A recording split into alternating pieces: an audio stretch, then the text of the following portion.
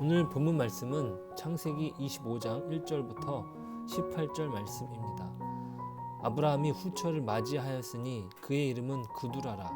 그가 시므란과 욕산과 무단과 미디안과 이스박과 수아를 낳고 욕산은 스바와 드단을 낳았으며 드단의 자손은 아수르 족속과 루두시 족속과 루우미 족속이며 미디안의 아들은 에바와 에벨과 하녹과 아비다와 엘다아이니 다 그두라의 자손이었더라.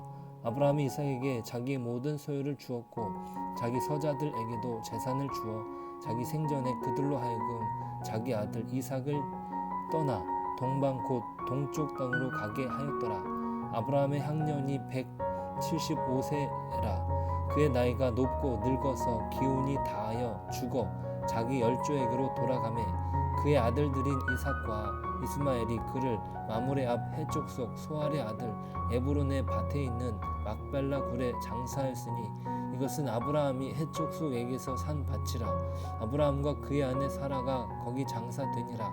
아브라함이 죽은 후에 하나님이 그의 아들 이삭에게 복을 주셨고 이삭은 브엘라 헤로이 근처에 거주하였더라. 사라의 여종 애굽인 하갈이 아브라함에게 낳은 아들 이스마엘의 족보는 이러하고 이스마엘의 아들들의 이름은 그의 이름과 그 세대대로 이와 같으니라. 이스마엘의 장자는 느바요시요 그 다음은 게달과 아부엘과 밉삼과 미스마와 두마와 마사와 하닷과 데마와 여둘과 나비스와 게드마니 이들은 이스마엘의 아들들이요 그 촌락과 부락대로 된 이름이며 그 족속대로는 12 지도자들이었더라. 이스마엘은 향년이 137세에 기운이 다하여 죽어 자기 백성에게로 돌아갔고 그 자손들은 하윌라에서부터 아수르로 통하는 애굽 앞 술까지 이르러 그 모든 형제의 맞은편에 거주하였더라. 안녕하십니까? 듣는 복음의 권용호 목사입니다. 오늘도 축복의 하루 되시길 소망합니다. 아브라함이 죽기 전후의 족보가 오늘 본문에서 나옵니다. 아브라함은 후처를 얻습니다.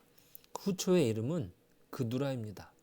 그녀에게서 6명의 자녀들이 나왔고 그들은 각자의 길을 갔습니다. 아브라함이 이삭과 서자들에게 재산을 주고 향년 175세에 열조에게로 돌아갑니다.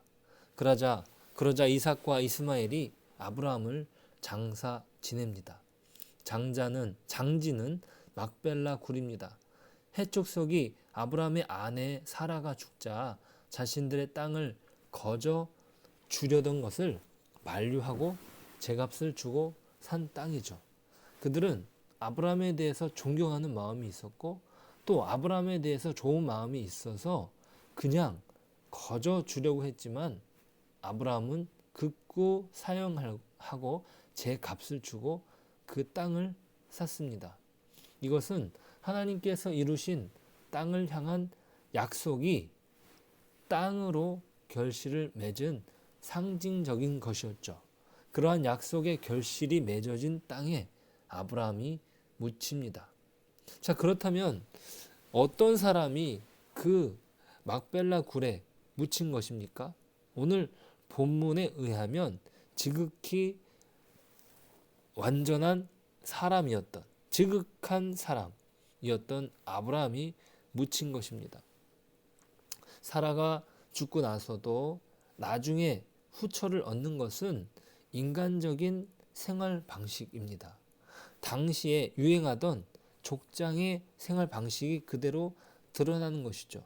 자녀를 6 낳았다는 것은 젊은 여자였다는 것입니다.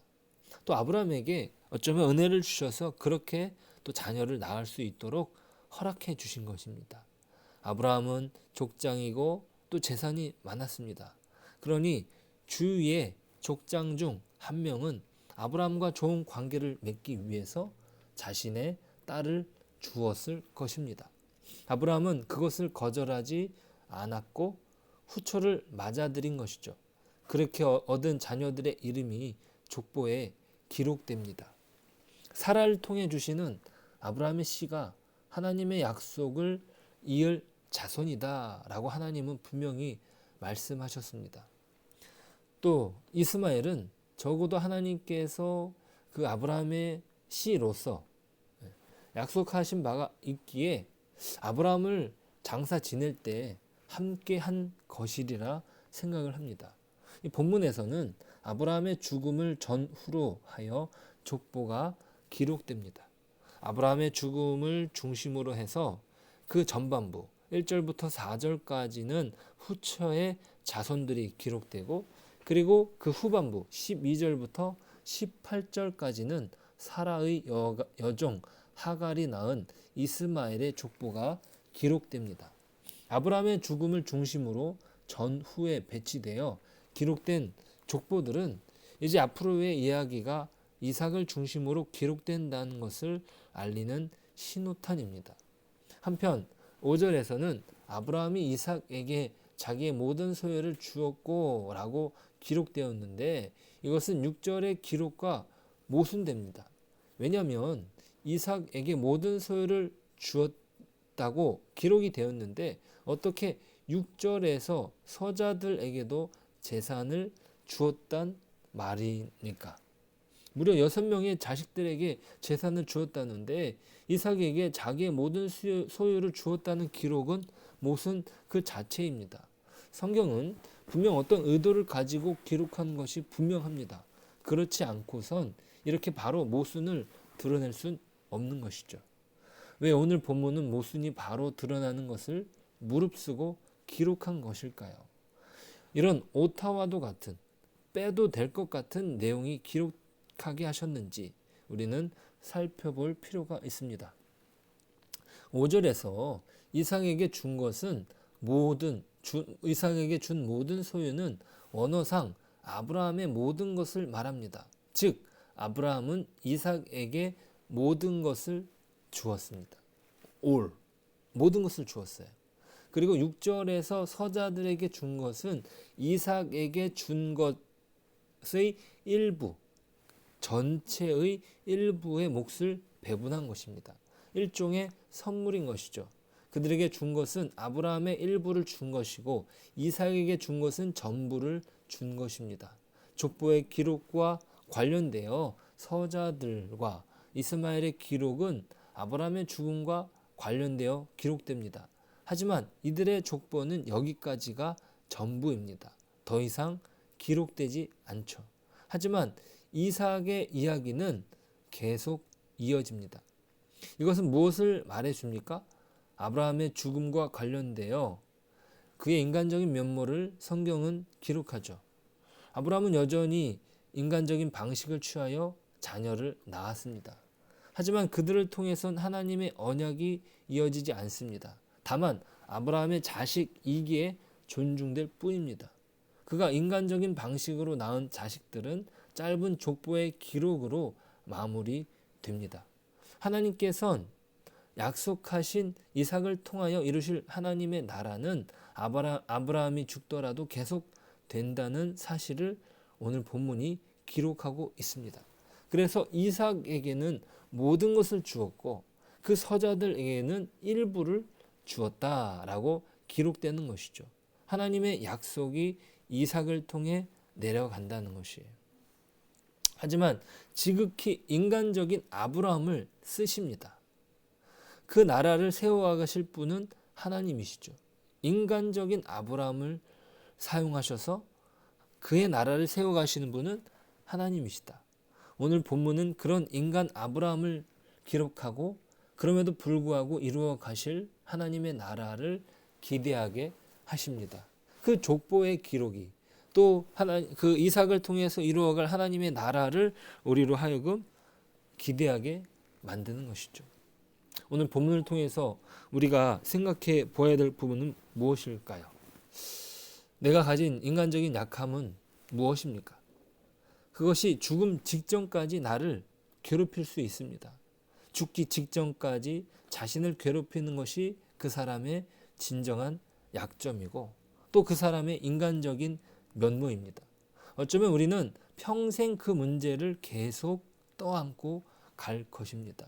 그것이 우리의 죄고 우리의 잘못된 습관인 것이죠. 하지만 그럼에도 불구하고 그런 우리를 통해 하나님께서는 하나님의 사역을 이루어 가십니다. 아브라함의 마지막 죽음의 장면은 놀라운 언약이 인간이 밟고 있는 땅에서 이루어지고 있다는 사실을 분명히 기록합니다. 또한 하나님의 사역이 하나님의 주관하시는 가운데 사람과 함께 협력해 가신다는 사실을 우리는 또한 잊지 말아야 합니다. 오늘 내가 죽을 때까지 괴롭히는 연약함에도 그럼에도 불구하고 이어가시는 하나님의 은혜를 다시 기억할 필요가 있는 것이죠.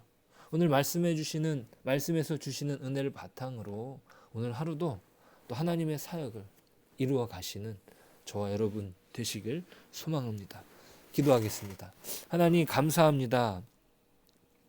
우리가 여전히 연약하여서 어쩌면 우리가 그 연약함을 죽을 때까지 가져갈 것입니다.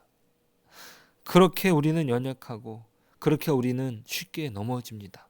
하나님, 그럼에도 불구하고 하나님께서 그 나라를 그 연약한 마지막까지 연약한 아브라함을 통해서 그 나라의 역사를 이어가시는 것처럼 하나님 저희들에게도 그런 은혜가 있기를 소원합니다. 오늘 저희들 연약하지만 하나님 앞에 귀하게 쓰임받는 복된 하루가 되기를 간절히 원합니다. 주님, 우리를 붙잡아 주시고 우리 연약함 때문에 하나님의 영광을 가리지 않게 하시며 그럼에도 불구하고 드러날 하나님의 그 나라를 소망할 수 있도록 은혜를 베풀어 주시옵소서. 모든 것 예수님의 이름으로 기도드립니다. 아멘.